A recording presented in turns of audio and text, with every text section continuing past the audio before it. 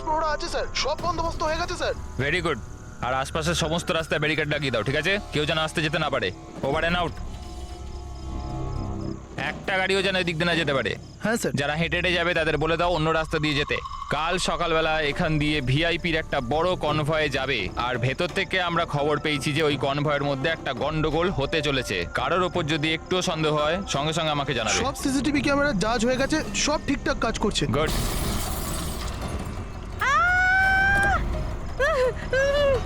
Oh my god, oh my god, oh my god, oh my god. I'm so sorry, I'm so sorry. ওঠো ওঠো ওঠো ওঠো। এইটা আমি কিছু করিনি। Get up, please get up. Accident করলেন না নাকি? না না না, আমি কিছু করিনি। He came in front of my car. এভাবে কেউ গাড়ি চালায় নাকি? স্যার, এ তো মরে গেছে। মরে গেছে? না না না না না, আমি কিছু করিনি। আরে ম্যাডাম, এই সিসিটিভি ক্যামেরাতে সবকিছু রেকর্ড হয়ে গেছে। এটা চালু আছে? হ্যাঁ চলে এগুলো। এটা কেন চলে? অ্যারেস্ট করো ওনাকে। লিসেন। অ্যাকচুয়ালি আমার হাজবেন্ড যে আছে, he is a very very rich man. টাকার কোনো অভাবই নেই ওনার। তো যদি আপনারা চান তো এই ফুটেজটা ডিলিট করা যায় না? এক minute. Get up, save some money, get up, please, get up, please. Madam, হ্যাঁ, 10 লাখ। 10 লাখ? সিসিটিভি ফুটেজও গায়েব হয়ে যাবে, তার সাথে সব প্রমাণও। আরে এটার থেকে বাঁচতে গেলে এটুকু টাকা তো দিতেই হবে ম্যাডাম।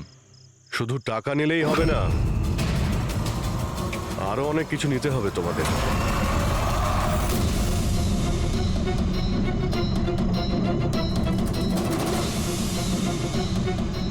স্যার, তোমরা জানো তোমাদের ডিউটি আজকে এখানে কেন ছিল?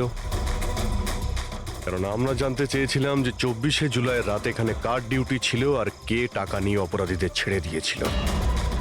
তোমার মতো লোকের পুলিশে থাকার কোনো অধিকার নেই। এবার পরিষ্কার করে বলো, সেই রাতে কি হয়েছিল? তাহলে তোমরাই কি ওই সার্ভেলেন্সের ফিল্মটা এডিট করেছিলে? স্যার ওরা বড্ড প্রেশার দিচ্ছিল। আরে ওরা বড় বড় বিজনেসম্যান, স্যার ওদের হাত অনেক ওপর অবধি। চুপ করো, পরিষ্কার করে বলো কি হয়েছিল। স্যার ওই রাত্রির প্রায় 2:30টার সময় বিক্রম রে আর সিদ্ধার্থর গাড়িটা নীলমের গাড়িটাকে ধাক্কা মারে, আর ওই ওদের মনে হলো যে মেয়েটা মরে গেছে। ওরা বড্ড ঘাবড়ে গেছিল স্যার। ওরা শুধু আমাদেরকে এটুকুই করতে বলেছিল যে এই সিসিটিভি ফুটেজের ওদের অংশটুকু যেন আমরা বাদ দিয়ে দিই, বাকি মেয়েটা আর ওই গাড়িটার ব্যবস্থা ওরা নিজেরাই করে নিতে পারবো বলেছিল। স্যার, সেই জন্য নীলম প্রতিশোধ নিচ্ছে। যখন ওর অ্যাক্সিডেন্ট হয় এরা তিনজন ওকে এখানেই ফেলে গেছিল। নিলাম নয়, অন্য কেউ, যে রে, সিদ্ধার্থ আর বিক্রান্তের উপরে প্রতিশোধ নিচ্ছে।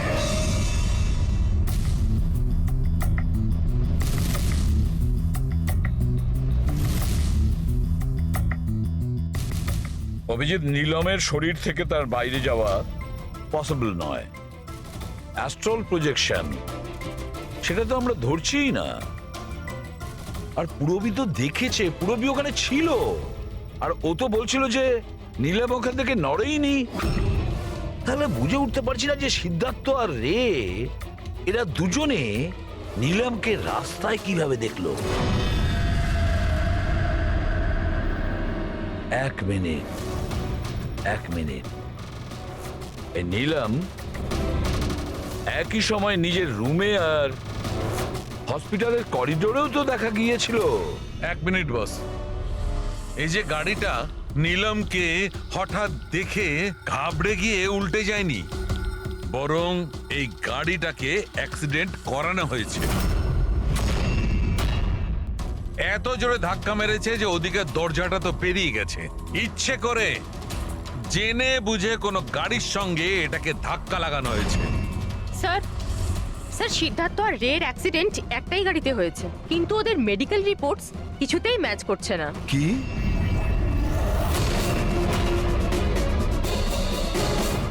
হ্যাঁ বস।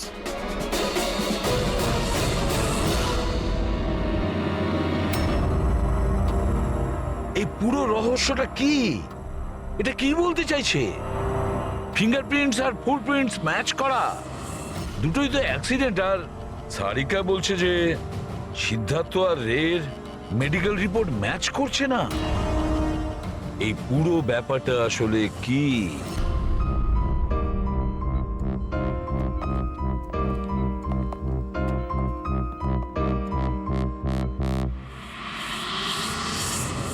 বিক্রমকে খুন করেছে আর সিদ্ধার্থ আর রের এই অবস্থা করেছে, এই সব কাজ নিলামের নয়, অন্য কারোর।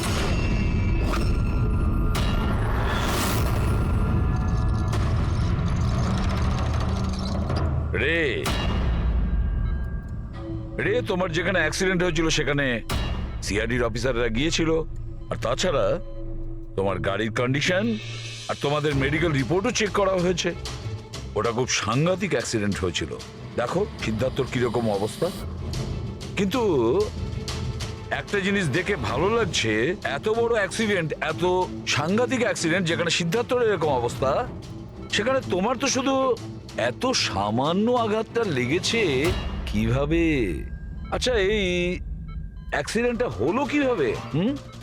আসলে ওই আমি রাস্তাতে আমি নিলামকে দেখেছি, আর এই কথাটাই আমি সিদ্ধার্থকে বলেছি। ওই ভয় পেয়ে গাড়ি টার্ন করতে গেল, গাড়ি স্পিডে ছিল তো কন্ট্রোল হলো না, আর গাড়ি উল্টে গেল। না না না না না, মিথ্যে কথা বলছো তুমি। তোমার গাড়ি উল্টে যায়নি, অন্য গাড়ি এসে তোমাকে ধাক্কা মারে। কে?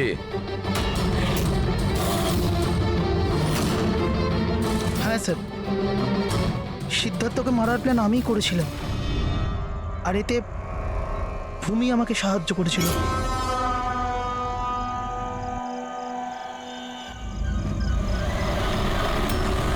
আরে ব্রেকটা মার, ব্রেকটা মার, ব্রেকটা মার!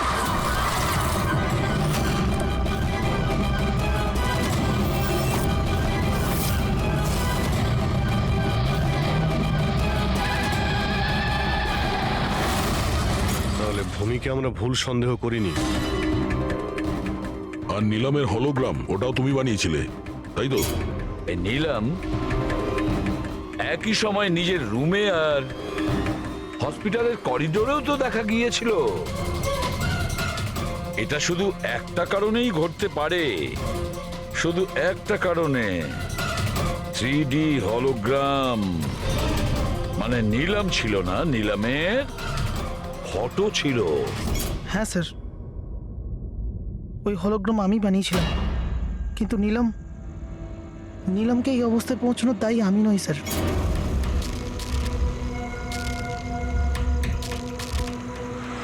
এই নীলম আমাদের ডিসি চকে কেন ডাকলো? ও আমার উপর লিগ্যাল অ্যাকশন নেবার কথা ভাবছে, কিন্তু আমি ওকে 1 টাকাও দেবো না। ওর হিসেব আমি আজকে একদম শোধ করে দেবো। আরে কি করছিস বিক্রম? ও বন্ধু আরে আমাদের। উড়িয়ে দে এটাকে বিক্রম। আরে সিদ্ধার্থ, তুই চুপ করে বস না। না বিক্রম, না না না বিক্রম! আমি বিক্রমকে আটকানোর চেষ্টা করেছিলাম, কিন্তু স্যার বিক্রম আমার একটা কথাও শুনলো না। আমি নীলমকে বাঁচাতে চাইছিলাম স্যার, ওকে হেল্প করতে চাইছিলাম, কিন্তু এই দুজনে আমাকে কিছু করতে দেয়নি। ও আমাদের বন্ধু ছিল স্যার, কিন্তু আমিও টাকার লোভে পড়ে গিয়ে সিদ্ধার্থ আর বিক্রমের সাথে মিলে নীলমের সাথে বেইমানি করলাম স্যার। ওকে বিজনেস থেকে বের করে দিলাম, আর ওকে মরার জন্য ছেড়ে দিয়ে আমরা 3 জন ওয়ার্ল্ড ট্যুরে চলে গেছিলাম। কিন্তু স্যার যখনই আমরা ফিরে এলাম, তখন থেকে আমি বুঝতে পারলাম যে সিদ্ধার্থ আর বিক্রম মিলে আমাকেও এই বিজনেসের পার্টনারশিপ থেকে বাইরে বের করে দিতে চাইছে। কিন্তু এর আগে এই দুজন নীলমের মতো আমার সাথেও বেইমানি করে। আমি এই দুজনকে আমার রাস্তা থেকে সরানোর প্ল্যান করলাম, আর নীলমের সাহায্য নিয়ে ওদেরকে ভয় পাওয়াতে শুরু করি। তাহলে এই বাংলোতে ছুটি কাটানোর আইডিয়া তোমারই ছিল? হ্যাঁ, ওখানে আমি দুজনকে রেখেও ছিলাম বিক্রমকে মারার জন্য।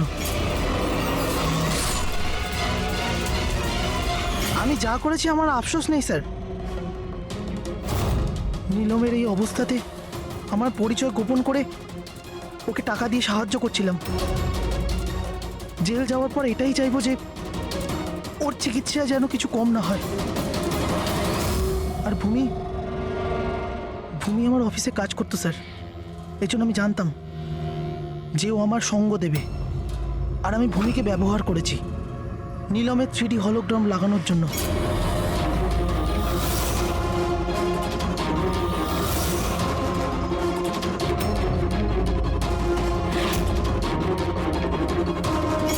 তুমি আর ভূমি যা করেছো সেটা অন্যায়, আইন তোমাদের কোনোদিন ক্ষমা করবে না। কঠোরতম শাস্তি হবে তোমাদের।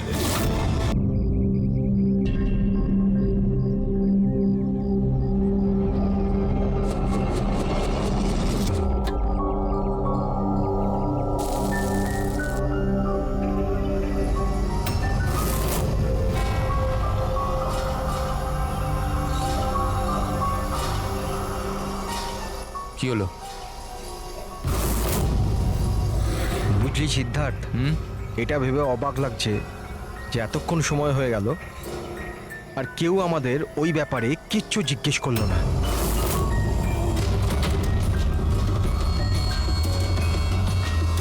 এরকম সময়ও কখনো আসবে না। আমাদের ওপর কেউ সন্দেহ করবেই না। কাশিয়া, খাবার কি তৈরি হবে না আজ? হ্যাঁ ব্যাস 5 মিনিট, অলমোস্ট ডান, রেডি হচ্ছে, ব্যাস হয়ে গেছে। বিক্রম, কেমন?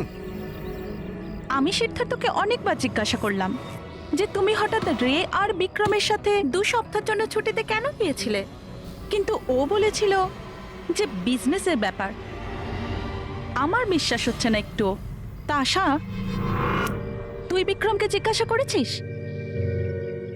হ্যাঁ জিজ্ঞাসা করেছিলাম, তার এই উত্তর দিল। ও তোকে আবার মেরেছে? তাশা, তোর এটা মনে হচ্ছে না যে বিক্রম মরে গেলে ভালো হয়?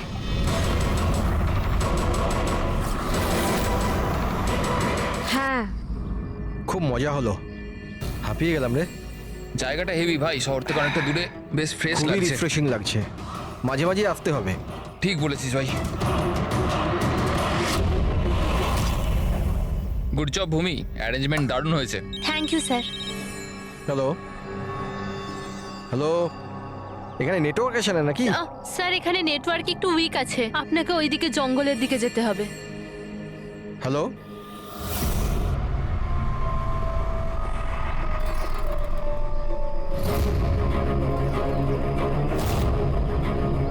হ্যালো, তোর নেটওয়ার্ক কেন আসছে না? হ্যালো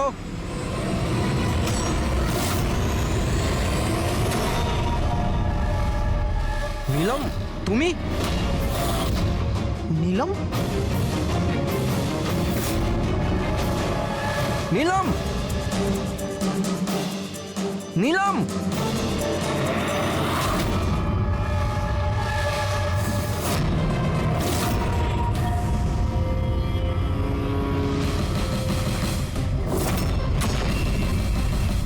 বিক্রম! এখানে নিলামকে কে ডেকেছে? বিক্রম? ও কেন ডাকতে যাবে? কিন্তু ও এখানে কি করে এলো? ওই দেখো নীলম! নিলাম!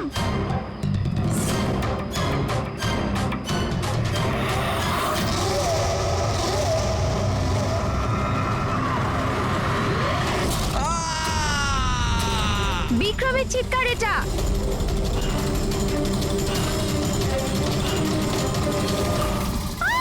বিক্রম!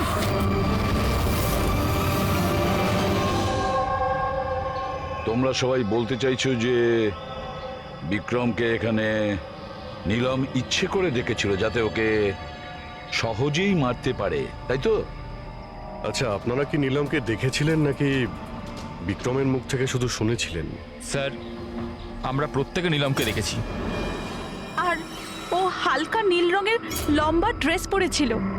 আচ্ছা, এই নীলম কে? আর ও এখানে কি করে এলো? আচ্ছা, ও কি জানতো যে আপনারা এখানে ছুটি কাটাতে আসছেন? স্যার, নীলম আমাদের প্রত্যেকেরই কমন ফ্রেন্ড। আর 2 মাস ধরে তো নীলমের সাথে আমাদের কোনো যোগাযোগই ছিল না। আচ্ছা, আর তার আগে? স্যার, ওই 2 মাস আগে ওই আমাদের আর নীলমের মাঝে কিছু প্রবলেম হয়েছিল। ওর পরে নীলমের সাথে আর কোনো যোগাযোগ নেই স্যার। হ্যাঁ স্যার, আজ বিক্রমের মুখে নীলমের নাম শুনে আমরা সব অবাক হয়ে গেছিলাম। আপনি তো এখানকার কেয়ারটেকার, আপনি তো খুব ভালোভাবে জানবেন যে এখানে কে এসেছিল আর কি কারণে এসেছিল। একদম ফাঁকা জায়গা স্যার, যে কেউ যেতে আসতে পারে। ভূমি, তুমি বিক্রমকে জঙ্গলে পাঠিয়েছিলে তো ফোনে কথা বলার জন্য? স্যার কারণ ওখানে নেটওয়ার্ক খুব উইক থাকে, তার জন্য। চাইলে আপনারা নিজেরা চেক করে দেখতে পারেন। ঠিক আছে, বিক্রমকে ফোন কলটা কে করেছিল সেটা যদি একবার জানতে পারি তাহলে ঠিক জানতে পারবো যে এখানে কি হয়েছিল আর করেছিল কে।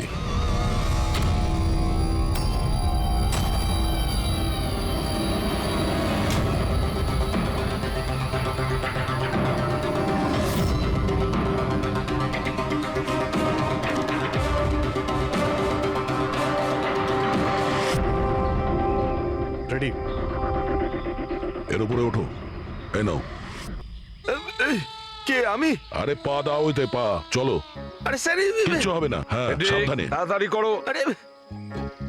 আরে স্যার ধরে নাও এটা। স্যার সাবধানে, নয়তো আমি পড়ে যাবো কিন্তু।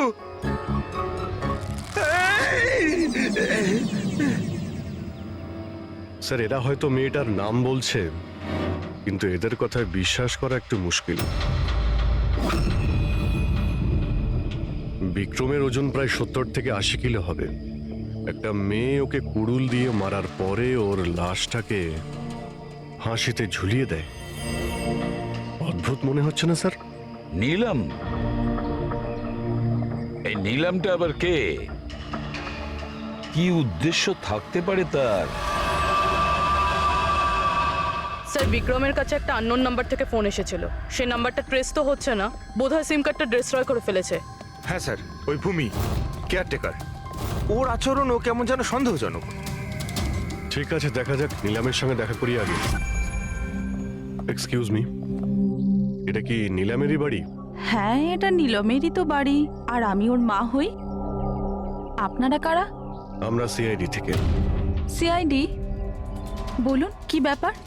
অ্যাকচুয়ালি পিনাকি ওয়েস্টে একটা ফার্ম হাউস আছে, সেখানে খুন হয়েছে। ওখানে যারা ছিল তারা এটা বলছে যে ওখানে নিলামকে দেখেছিল। কি তাহলে আপনারা এটাই বলতে চান যে নীলম কাউকে খুন করে দিয়েছে, আর আপনারা ওর বাড়িতে ওর সাথে দেখা করতে এসেছেন? হ্যাঁ। নিলাম কোথায়? আসুন আমার সাথে। কোথায়? আপনারা নীলমের সাথে দেখা করতে চান না? আসুন, আমি দেখা করাচ্ছি নীলমের সাথে।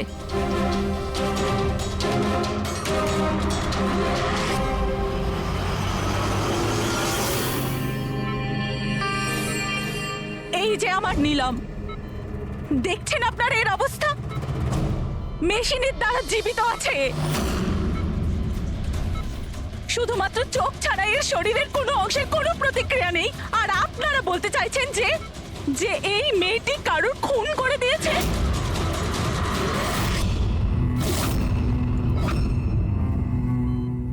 খুন করেছে আমার দিদি? নিলামের এরকম অবস্থা কবে থেকে আর কিভাবে? গত মাস থেকে। ওর সেই গাড়ি অ্যাক্সিডেন্ট হয়েছিল, তারপর। এই অ্যাক্সিডেন্ট হলো কি করে? মানে কেউ এসে ধাক্কা মেরেছিল না গাড়ির ব্রেক ফেল হয়ে গেছিল? ওই নীলম নেশা করেছিল। আপনারা কারা আর এসব কি হচ্ছে? আমরা সিআইডি থেকে এসেছি। সিআইডি? দেখুন ডক্টর, ওর খুব কাছের বন্ধু বিক্রম, যাকে কেউ নৃশংসভাবে হত্যা করেছে। আর ওখানে যারা ছিল তাদের বক্তব্য হলো এও নাকি ওখানে উপস্থিত ছিল। দিস ইজ নট পসিবল, এটা হতে পারে না। ওরা সবাই মিথ্যে কথা বলছে। বিক্রম আর ওর বন্ধুরা একেবারেই দিদির বন্ধু নয়, বিজনেস পার্টনার ছিল। চিট করেছে ওরা দিদিকে, ঠকিয়ে বিজনেস থেকে আলাদা করে দিয়েছে। ভালোই হয়েছে, ওই 3 জন চিটারের মধ্যে একজন মারা গেছে। খুব ভালো হয়েছে।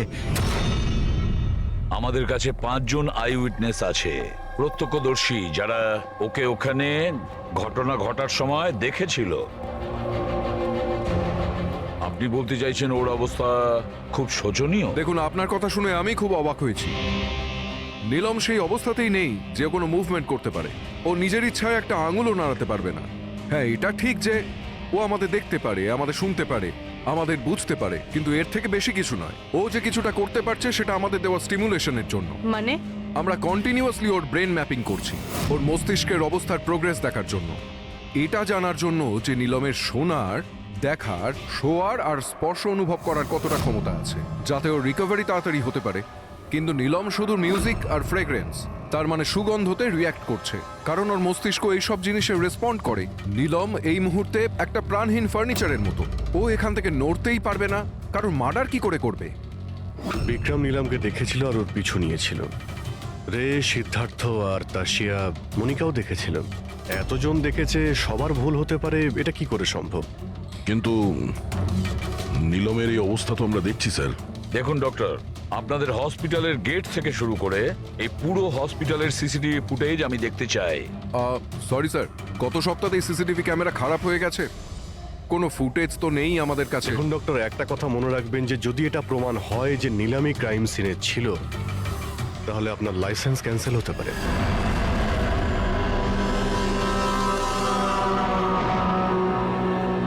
এবার ডক্টর সারিকাকে দিয়ে ওর ভালো করে এক্সামিন করাতে হবে। এই পরিস্থিতিতে দুটো ব্যাপার হতে পারে। হতে পারে এই নীলম নাটক করছে, কিংবা ওর মতো দেখতে কেউ আছে, আর এতজনে দেখেছে, সবার চোখে তো আর ফাঁকি দিতে পারবে না।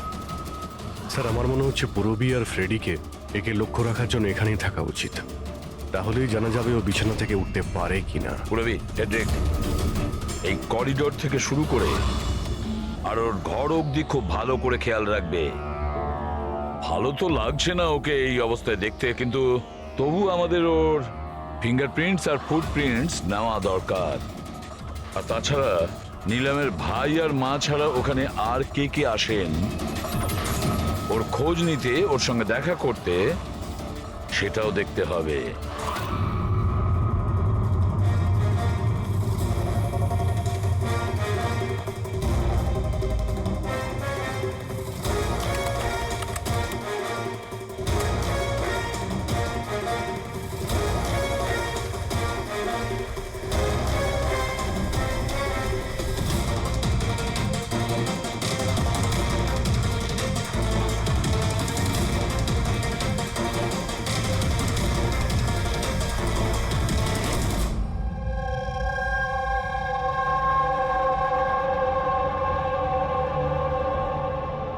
আপনারা সবাই তো নীলামের প্রতিবেশী, তাহলে আপনারা তো অবশ্যই জানবেন যে নীলামের কি কোনো যমজ বোন আছে? না স্যার।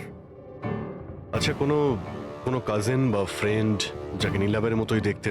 স্যার, নীলমকে আমরা ছোট থেকে দেখছি, অনেক বছর ধরে চিনি ওদের পরিবারকে। নীলমের কোনো বোন নেই, শুধু একটা ভাই আছে।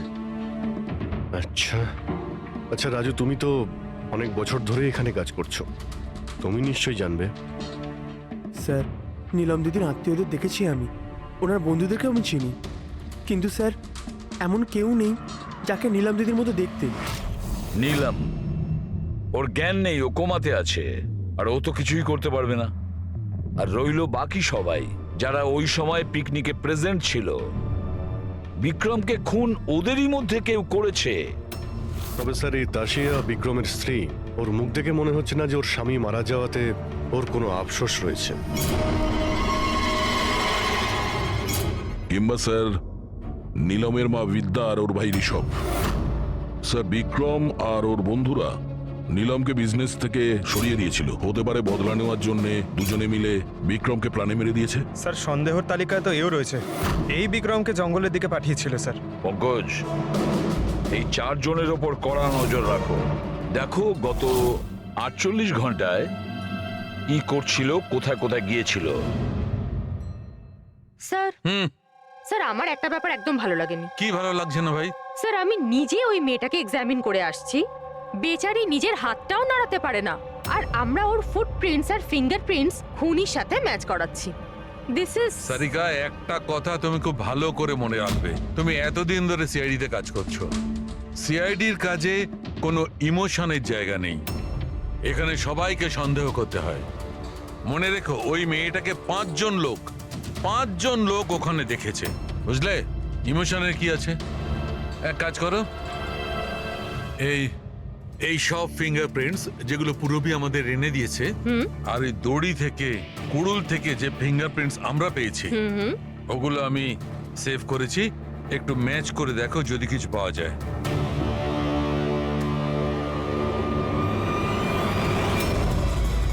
গড, এটা তো ম্যাচ হয়ে গেছে। ম্যাচ হয়ে গেছে।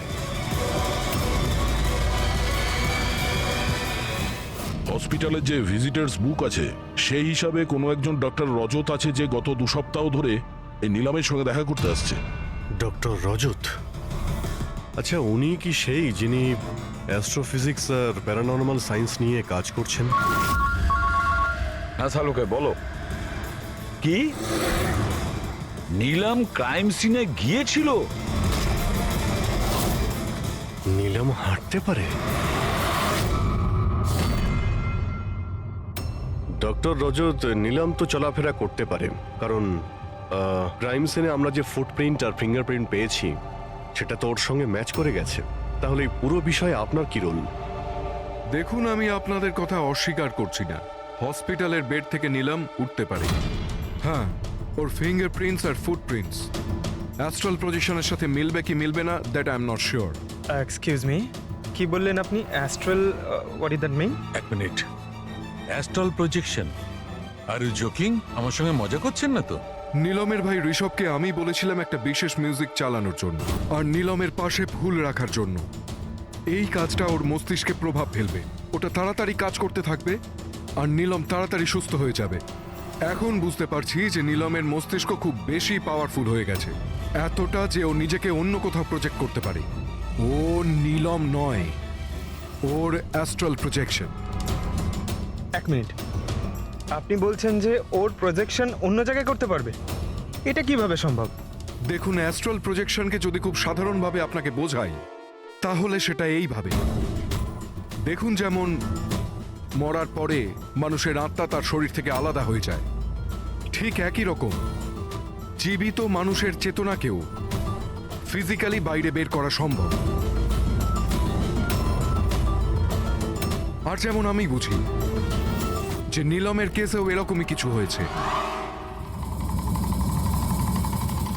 দেখুন ডক্টর রজত, সায়েন্সে এমন কোনো প্রমাণ নেই যাতে এই কথাটা কনফার্ম হতে পারে যে শরীর থেকে আত্মাটাকে বাইরে বার করা যায়। আর আপনার থিওরি অনুযায়ী একটা 40-45 কিলো ওজনের একটা মেয়ে যে কোমায় রয়েছে, সে একজন 85 কিলো ওজনের একটা লোককে দড়িতে ঝুলিয়ে দিয়েছে। তার মানে আপনারা আমার কথা বিশ্বাস করছেন? তাহলে আপনারাই বলুন, এক হাত পায়ে অক্ষম মেয়ে যে হাসপাতালের বেডে পড়ে আছে, সে একই সময় দুটো আলাদা আলাদা জায়গায় কিভাবে থাকতে পারে? থ্যাংক ইউ ভেরি মাচ, সেটা আমরা খোঁজ নিয়ে নিচ্ছি।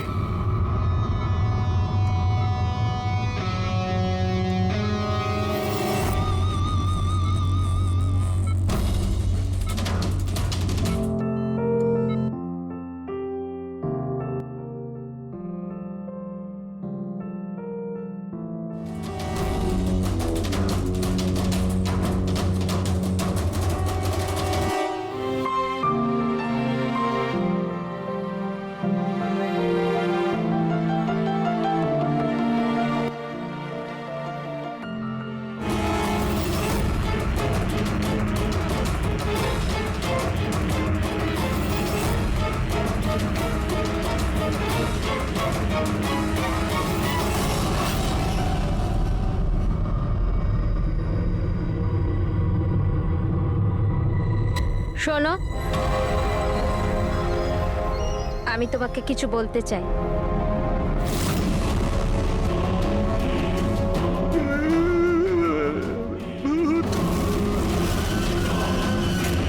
আরে, এই মাত্র তো ছিল।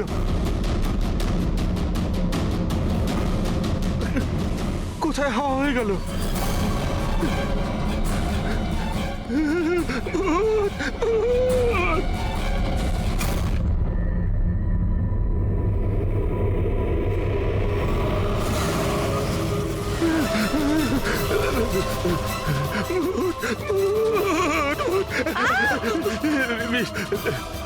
ওখানে ভূত। কোথায়? পুরবি, আমি ওকে নিজের চোখে দেখেছি, ওখানে দাঁড়িয়ে ছিল। হঠাৎ করে উধাও হয়ে গেল। কিন্তু নিলাম তো এখানেই ছিল, এখান থেকে ওঠেও নি। এই নিলাম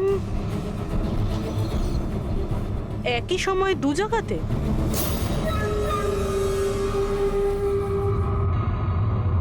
স্যার আমি নিজের চোখে দেখেছি নিলামের আত্মা দাঁড়িয়েছিল এই করিডোরেই।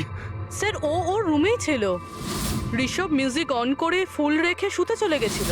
এরকম প্রথমবার হয়নি স্যার, আমি দেখেছি। স্যার ওর বডি এখানেই থাকে আর ও বাইরে ঘুরে বেড়ায়। দেখলেন, আমি আপনাদের আগেই বলেছিলাম মিউজিক আর ফুলের জন্য ওর নার্ভের সক্রিয়তা বেড়ে যায়, আর সেই অবস্থায় ওর আত্মা শরীরের বাইরে চলে যায়। Astral projection. Astral projection? হ্যাঁ। ঋষভ ভেতরে যাও, গিয়ে মিউজিক চালাও, যেটা তুমি তোমার বোনকে শোনাও, আর ওই ফুল সেটাও রাখো। হ্যাঁ স্যার। এবারে দেখবো।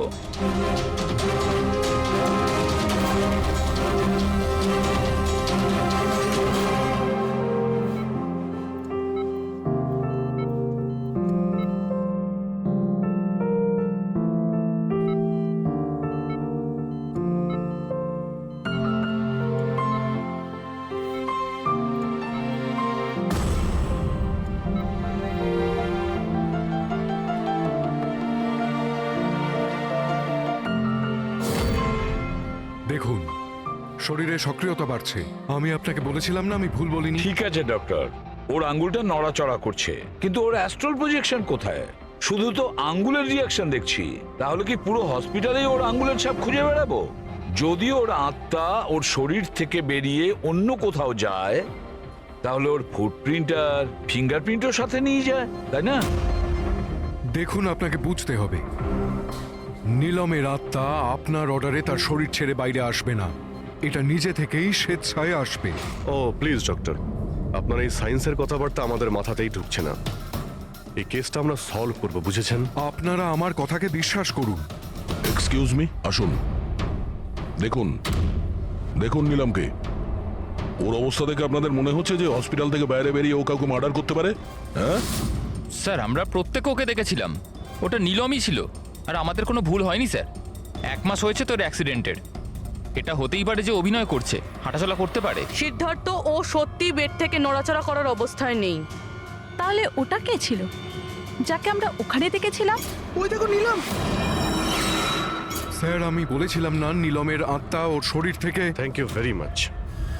আপনি আমার ওদিকে গিয়ে বসুন।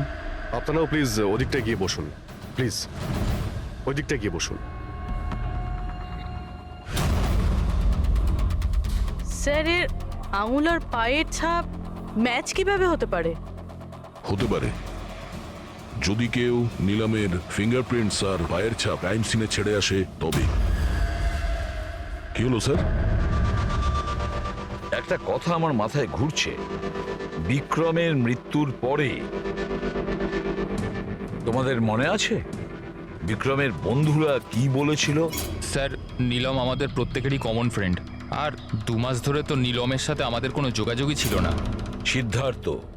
সিদ্ধার্থ কি করে জানলো যে নীলমের অ্যাক্সিডেন্ট 1 মাস আগে হয়েছিল?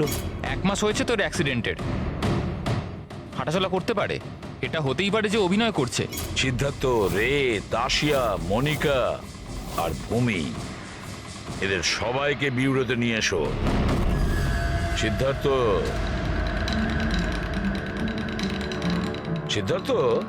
Yes sir. নীলমের সঙ্গে শেষ কবে দেখা হয়েছিল? স্যার, আমি তো বলেইছিলাম, প্রায় 2 মাস আগে। আসলে হয়েছে কি, একটু ভুলে যাই, বয়স হচ্ছে তো। 2 মাসের মধ্যে যখন দেখা হয়নি, তাহলে নীলমের অ্যাক্সিডেন্টের ব্যাপারে তুমি কিভাবে জানলে? স্যার, ঠিকঠাক তো মনে নেই, কিন্তু কথায় কথায় বিক্রমই বলেছিল আমাকে। তোমরা বিজনেস পার্টনার ছিলে, তাই ও মারা যাওয়াতে সব থেকে বেশি লাভ তো তোমাদেরই হয়েছে। স্যার, বিজনেস পার্টনার ছিলাম, খুনি নয়। আর ও বন্ধু ছিল আমাদের, ওর ব্যাপারে আমরা এসব ভাবতেই পারি না। যদি লাভের কথা বলেন তো বিক্রমের মৃত্যুর লাভ তো সবচেয়ে বেশি ওর ওয়াইফ তাশিয়ারই হয়েছে। বিক্রমের মৃত্যুর পর আপনার প্রতি হওয়া অত্যাচার কমে গেল, এটা ছাড়া আর কোনো সুবিধা পেয়েছেন আপনি? হ্যাঁ, বিক্রম চলে যাবার পর আমার আর ভয় লাগে না, আর আমি বেশ ভালোই আছি। কিন্তু আমি বিক্রমকে মারিনি। নীলমকে চেনেন আপনি? আমি নীলমকে একদমই চিনি না। 25শে জুলাই যেদিন নিলামের অ্যাক্সিডেন্ট হয় সেই সময় তোমরা কোথায় ছিলে? স্টার ক্লাব, বিকেসি, তারপর আমরা এয়ারপোর্ট গেছিলাম স্যার। সিদ্ধার্থ, তোমার স্মৃতিশক্তির প্রশংসাই করতে হয়। স্যার মনে তো থাকবেই, ওয়ার্ল্ড ট্যুরের জন্য টিকিট আমি তো বুক করেছিলাম। ট্রাভেল এজেন্ট কে ছিল? সাইমা ট্রাভেলস।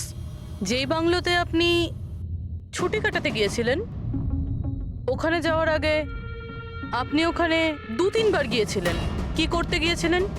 আমি এটাই দেখতে গিয়েছিলাম যে ওখানে কেমন সব ব্যবস্থা, ওটাই দেখাচ্ছিল। ভূমি, আপনি বিক্রমকে বাংলোর পিছনে এইটা বলে পাঠিয়েছিলেন ওখানে নেটওয়ার্ক আসে, কিন্তু এটা সত্যি না, আমরা চেক করেছি। দেখুন ম্যাডাম, ওরা অনেক বড় লোক, আমার ওদেরকে মেরে কি লাভ হবে? আর আপনি শুধু শুধু আমাকে এইসবে টানছেন। ম্যাডাম, আমি কিছু করিনি। তাহলে বিক্রমের মৃত্যুর আগে, একদিন আগে হসপিটালের বাইরে কি করছিলেন? আমার ভাইয়ের দোকান আছে, ওখানে দেখা করতে গেছিলাম। আর মনিকা, আপনার কি বক্তব্য? আমি নীলমের ব্যাপারে কিছু জানি না, তাছাড়া আমার হাজবেন্ড আমাকে বেশি কিছু বলে না, তাই এসব ব্যাপারে আমার কিছু যায় আসে না। স্যার এই 5 জনের মধ্যে বিক্রমের খুন যেই করুক, কিন্তু বিক্রমের খুন আর নীলমের যে অ্যাক্সিডেন্ট, এদের মধ্যে কোনো না কোনো সম্পর্ক তো আছে স্যার। রাইট, এটা অ্যাস্ট্রাল প্রজেকশনের ব্যাপার নাকি যমজের, কিন্তু এটা তো শিওর যে এদের মধ্যে কেউ আছে যে নিলামের এই অবস্থার সুযোগ নিচ্ছে। নিলামের অ্যাক্সিডেন্ট পালোমি ব্রিজে 25শে জুলাই হয়েছিল, আর পুলিশ খবর পায় ওই দিন সকালে 4টে থেকে 5টার মধ্যে। এটা খোঁজ নিতে হবে যে ওই 3 জন বিক্রম, সিদ্ধার্থ আর রে 25শে জুলাই কোথায় ছিল, আর কে নিলামের অ্যাক্সিডেন্টের ব্যাপারে প্রথম জানতে পারে। আর হ্যাঁ অভিজিৎ, ওই সাইমা ট্রাভেলস, ওখানেও ভালো করে জিজ্ঞাসাবাদ করো। পুরবি, আজকে রাত্রে এই হসপিটালেই থাকো, কিন্তু একটা কথা মনে রেখো, ওই রুমে আজ না কোনো মিউজিক বাজবে না কোনো ফুল থাকবে। শুধু এটা খেয়াল রাখতে হবে যে নিলামের শরীর থেকে নিলাম বাইরে কিভাবে যায়। বিক্রম, রে, সিদ্ধার্থ, এদেরকে আপনি অবশ্যই চেনেন। ওদের ওয়ার্ল্ড ট্যুরের টিকিট তো আপনিই বুক করেছিলেন না? হ্যাঁ স্যার। স্যার ওরা খুব অদ্ভুত লোক। স্যার প্রথমে ওরা দিল্লি যেতে চেয়েছিল, বুকিংও হয়েছিল, কিন্তু হঠাৎ করে বললো যে 3-4 ঘন্টার মধ্যে জোগাড় করে দাও, ওয়ার্ল্ড ট্যুরে বেরোবো। দেখুন, ডিটেলে বলুন আপনাদের কি কথা হয়েছিল। হ্যাঁ স্যার। ওই অ্যাক্সিডেন্টের ব্যাপারে কি করে জানলেন আপনারা? স্যার সকাল 4টের সময় আমাদের কাছে খবর এসেছিল যে একটা গাড়ি ব্রিজ থেকে নিচে পড়ে গেছে। আমি আমার টিম নিয়ে এখানে পৌঁছই আর ওই মেয়েটাকে গাড়ি থেকে বাইরে বের করি। কিন্তু স্যার অবাক হওয়ার বিষয় হলো এটাই যে এত ভয়ঙ্কর অ্যাক্সিডেন্টের পরেও মেয়েটার শ্বাস চলছিল। তদন্ত করে কি জানতে পেরেছেন? এটা কোনো অ্যাক্সিডেন্ট ছিল নাকি কেউ জেনে শুনে কাজটা করেছিল?